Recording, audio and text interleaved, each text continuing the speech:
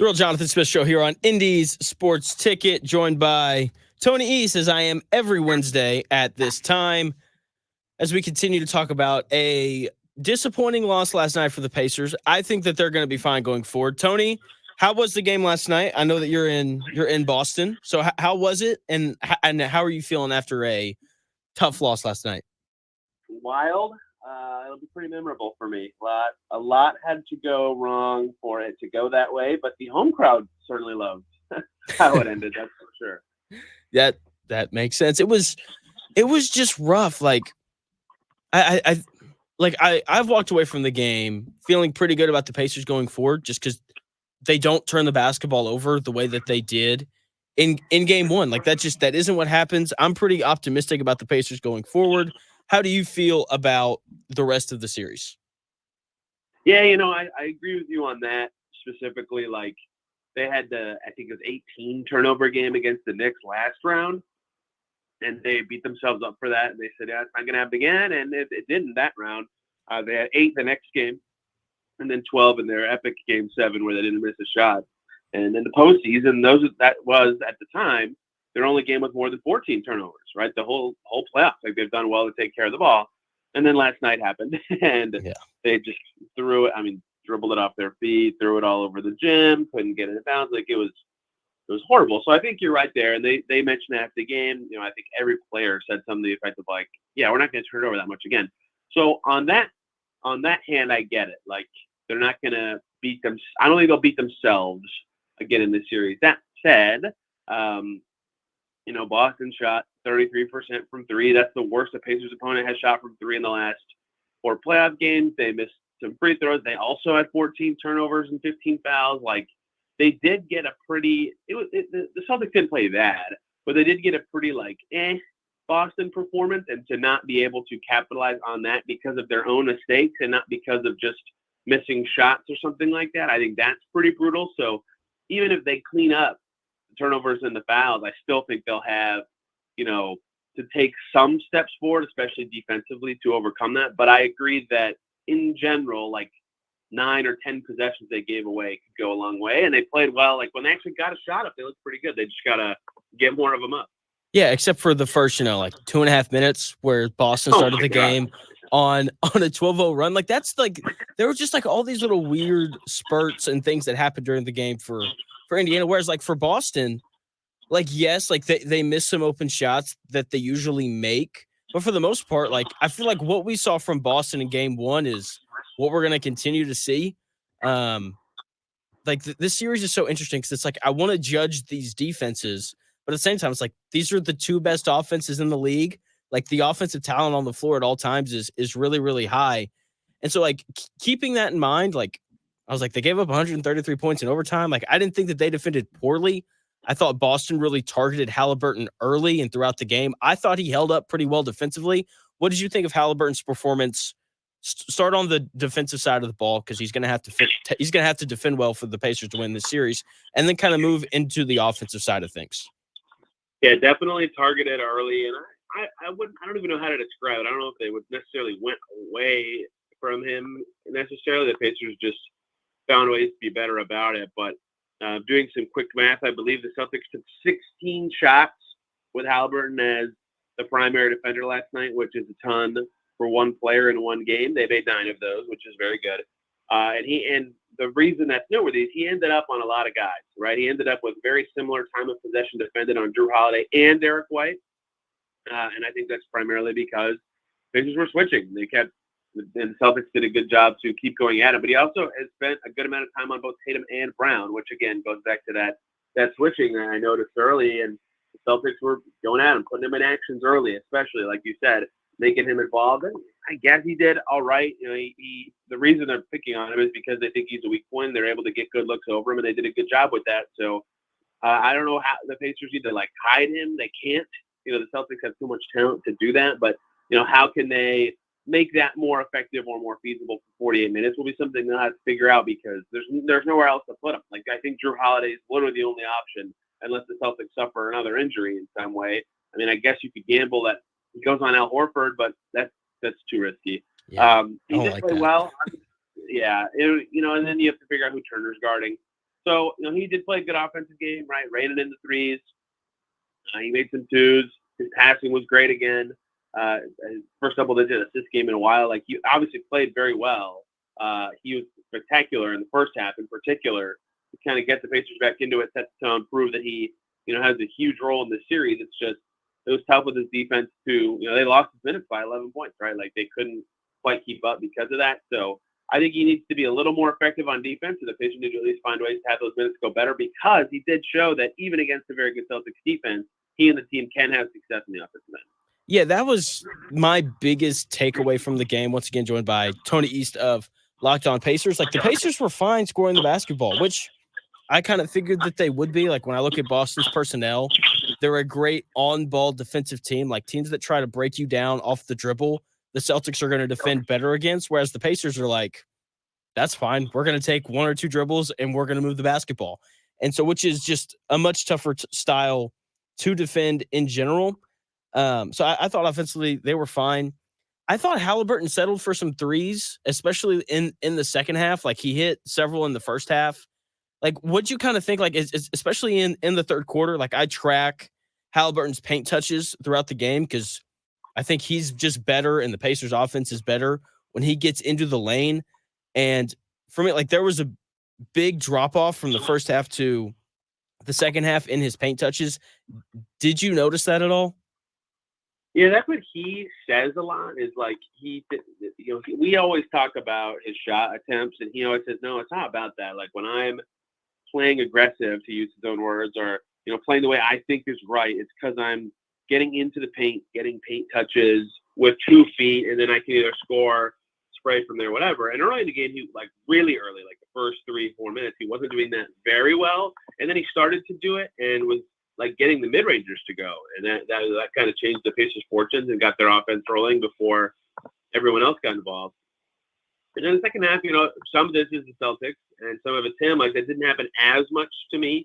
I can look really quickly while I'm talking, but I think, he had more than half of his 2-point attempts came in the first half of this game, and he took just a bunch of 6 threes until he got his shots up in the second half. And his passing was good. Their offense was still effective. Like Siakam was awesome, but he didn't play, at least to me, exactly the same way. And I don't know if it's that he saw something different and felt like he needed to be more looking into the threes, but it wasn't the same player. And the one time he needed to not get 2 feet in the paint, which was at the very last possession of regulation, he tried to and he couldn't do it. So it wasn't as effective. And I thought his first half was great, and the second half wasn't. I agree with you, and that's what he says is get 2 feet in the paint. He didn't do it as much.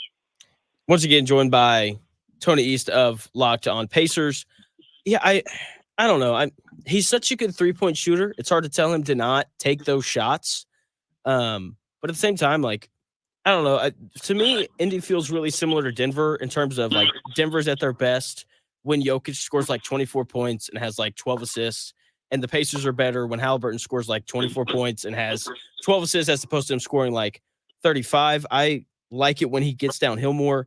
I want to talk about something that I think people are going to make a big deal out of after this game that I just don't think was.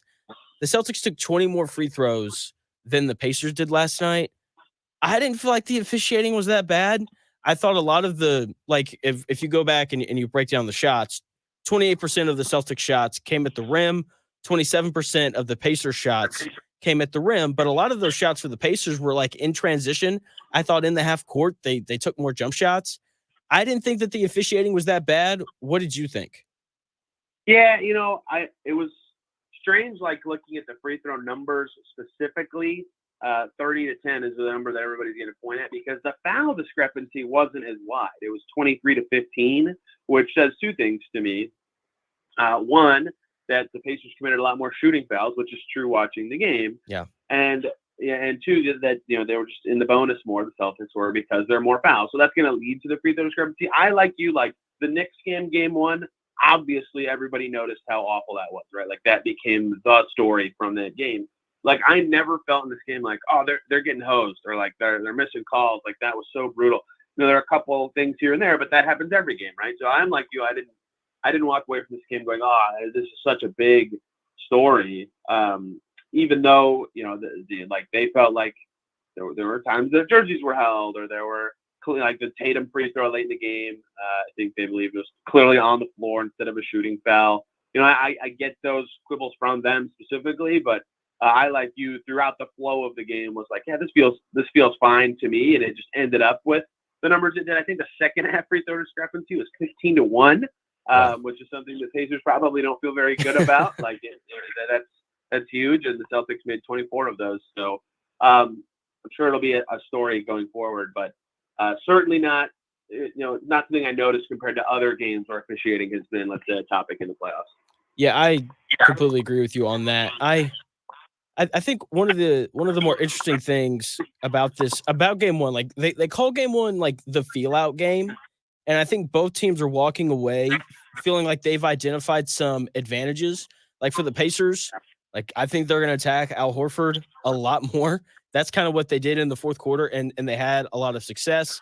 The Celtics are obviously going to continue to attack Halliburton.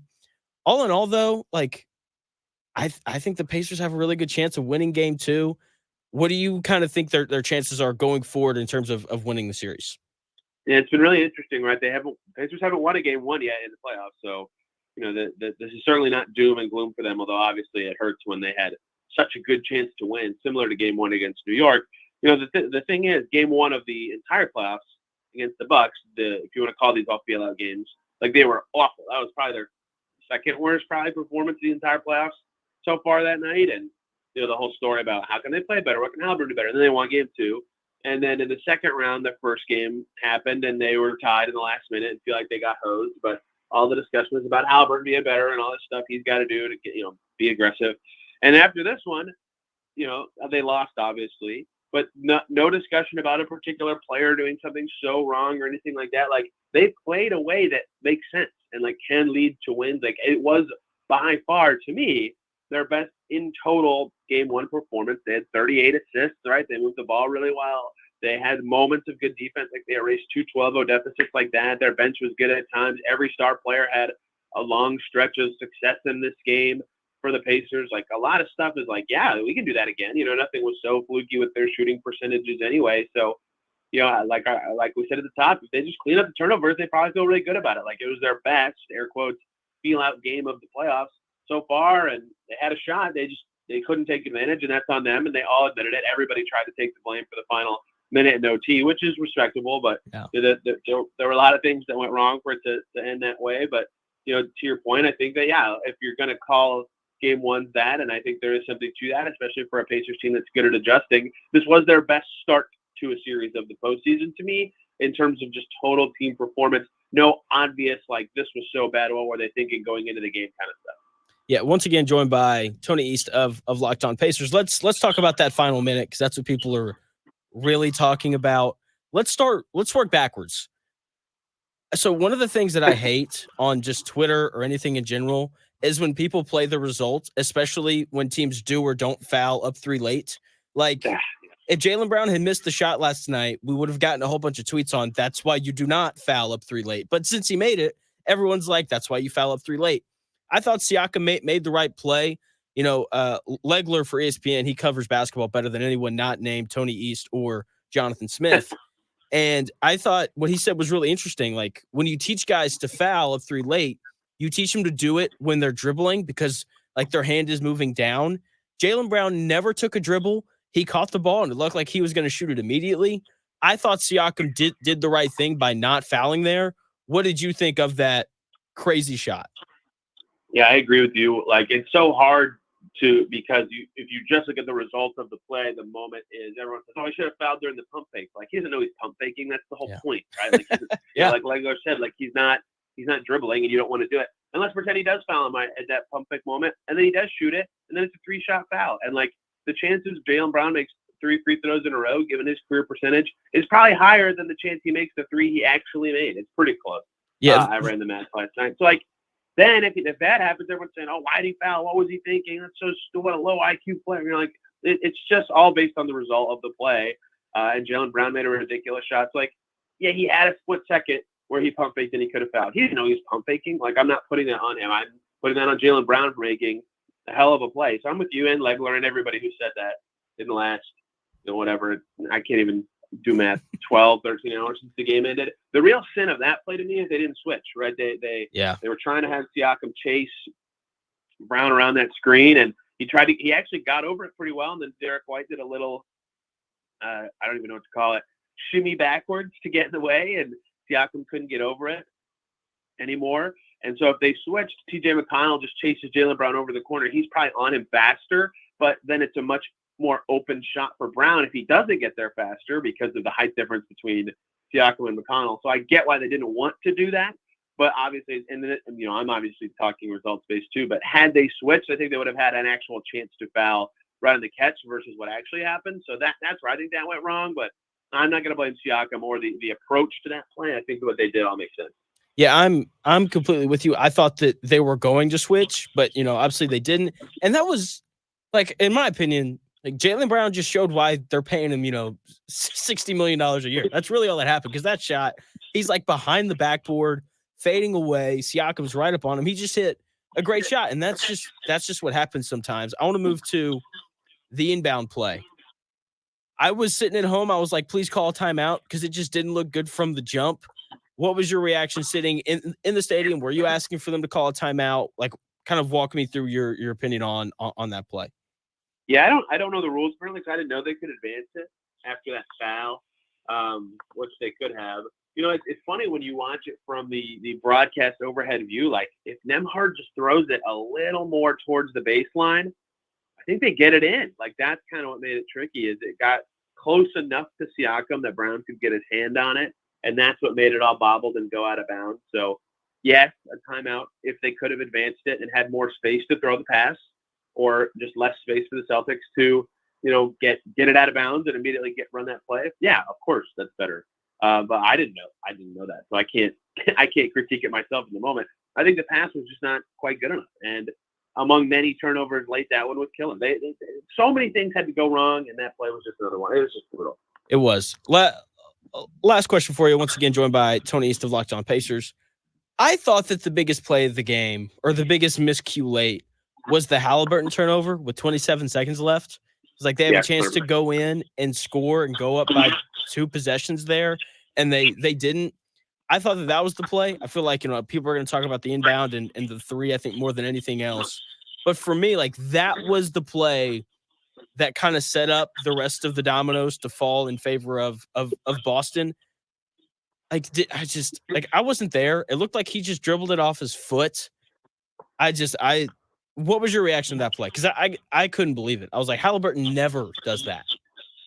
Yeah, he's doing the Halliburton thing, looking up the floor, seeing Siakam and Turner running with only one defender, and he's looking at Drew Holiday who's defending him, and he puts it down, and then it hits his right knee, like, as he's trying to grab the ball with his left hand. And it was just so peculiar, like a very odd moment of, a guy who's a great player just having a hand-eye coordination flub. And Neesmith, to his credit, dives on the floor to get it, but it's just too close to that out-of-bounds line to save it. So, the worst-case scenario there for the Pacers is they run a whole play, it goes terrible, and they miss, and then they're up 3 with 8 seconds left, and the Celtics have the ball 90 feet or something from their basket. Like, that's a much easier situation to foul than what they actually got. So it's just comical as we go through it backwards, just like how many things had to go wrong unenforced for the Pacers to lose this game. But it happened, and I don't know what happened with Albert and that coordination there, but he lost the ball at a pivotal time. Yeah, it's just tough to swallow. But this team's resilient. They've responded really well throughout the playoffs as a whole. They're going to be fine. That's kind of how I feel about it. I think they probably feel the same way. They didn't do anything fluky, and they were right in it. The Celtics weren't cold from the field necessarily. They weren't hot either, and they were in it. But they've got to play better. They've got to not beat themselves. They do. I think they got a really good chance tomorrow night. Who do you think wins tonight between Minnesota and Dallas? I'm taking the home team in game 1. I'll take Minnesota, but that's going to be a great series. Yeah, I like Dallas in 6. Ooh. You'll take the Wolves in 7, maybe just because I want that to happen. Fair enough. I just when we look through the course of NBA history, guys that have been there before in the conference finals and NBA finals just kind of seem to win. And Luka and a lot of these guys, they've been there before. Minnesota hadn't made it out of the first round until this year, if I remember correctly. So I just think that experience wins. I think that's part of why the Pacers got off to such a slow start last night. Like, I thought it was obvious that Boston had played in the Eastern Conference Finals before in those first 2.5 minutes, and the Pacers hadn't. Yeah, I mean, what was it, 12-0 in under 3 minutes, Yeah. I think, to start the game. Like, they had two 12-0 runs. I think they won in the third quarter, too. Like, I don't even know what to call that. Experience is probably a good thing to say. Yeah, it's 12-0 in 2 minutes and 43 seconds. And I don't know if in game one of the first round, the Pacers clearly were jittery and messing up. Like they did late in this game, obviously, but like they just missed, right? They missed 6 shots in that stretch. Like they just couldn't score, and they clearly erased it very quickly. They were tied in the first quarter, but like they cut out that stretch. They cut out the one in the third quarter. They win. Like there's just so many things that they win if they don't have happen, but they'll happen. Yeah, they did. And that's just the way that the cookie crumbles sometimes. And you got to move on. Tony, thanks for your time, man. Yeah, thanks for having me. That is Tony East of Locked On Pacers. He writes for a whole bunch of outlets as well. You can find his writing and his podcast and stuff at Tony R. East on Twitter. When we come back here in a few minutes, I'm going to continue to highlight a lot of things that the Pacers did well because, like, they're going to be fine. Like, this series is still going to go 6 or 7 games because the Pacers are that good. Like, they 1,000% belong in this series. Like, they are that good of a basketball team. I'm going to explain all that when we come back here in about 4 minutes.